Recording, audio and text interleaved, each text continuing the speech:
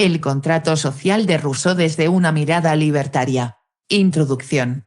El contrato social, escrito por Jean-Jacques Rousseau y publicado en 1762, es uno de los textos más influyentes en la historia del pensamiento político occidental.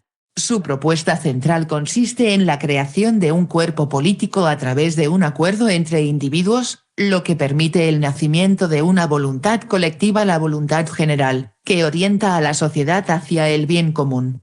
Desde el punto de vista de la filosofía política dominante en el siglo XVIII, esta obra ofrecía una alternativa progresista al absolutismo monárquico. Sin embargo, desde una perspectiva libertaria, el texto de Rousseau no solo resulta criticable, sino también profundamente opresivo. La idea de un contrato colectivo obligatorio, la subordinación del individuo al grupo, la eliminación práctica de la soberanía individual y la justificación moral del poder estatal, contradicen de forma radical los principios fundacionales del pensamiento libertario. Este informe explora y desmonta, desde una óptica libertaria, los postulados centrales del contrato social de Rousseau. El contrato social como ficción coercitiva. Rousseau presenta el contrato social como un acuerdo fundacional entre todos los miembros de una comunidad. Mediante este pacto, cada individuo renuncia a su libertad natural en favor de una libertad civil protegida por la voluntad general. No obstante, el pensamiento libertario considera este contrato como una ficción coercitiva, no una forma legítima de organización social. En la ética libertaria, todo contrato válido debe cumplir con tres requisitos fundamentales: ser voluntario, explícito, e individual. El contrato social de Rousseau no cumple ninguno. No es voluntario, ya que se impone al individuo desde el nacimiento, sin su consentimiento. No es explícito, porque no existe documento ni acto concreto de firma. No es individual, pues se aplica colectivamente, sin opción de exclusión, sin castigo. Por lo tanto, desde la lógica libertaria, el contrato social no es un contrato en absoluto. Es simplemente una narrativa ideológica diseñada para justificar el control estatal. La voluntad general como instrumento de opresión.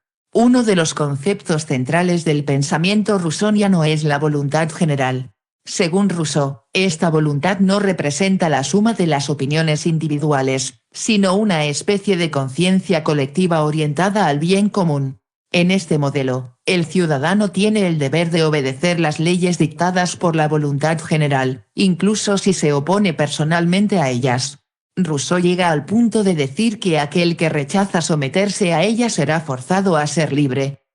Desde una perspectiva libertaria, esta noción es profundamente peligrosa. La voluntad general, al no estar basada en acuerdos individuales ni en derechos naturales, permite la tiranía de la mayoría y la justificación del autoritarismo en nombre del bien colectivo. El resultado práctico de esta lógica ha sido, históricamente, el uso del Estado como maquinaria de control masivo, con consecuencias trágicas: colectivismo, confiscación de bienes, represión ideológica y violación sistemática de los derechos individuales. El anarcocapitalismo sostiene que no existe una voluntad general objetivamente verificable. Solo existen voluntades individuales, y cualquier intento de anularlas en nombre de un interés superior debe considerarse ilegítimo. El Estado como agresor moralmente injustificable. Rousseau confiere al Estado una legitimidad moral derivada de su supuesta creación por consenso colectivo. Desde su punto de vista, el Estado no solo es necesario, sino deseable, ya que actúa como garante del orden, la justicia y la libertad. Esta afirmación es radicalmente rechazada por el pensamiento libertario. El Estado no es una institución moralmente neutra o positiva.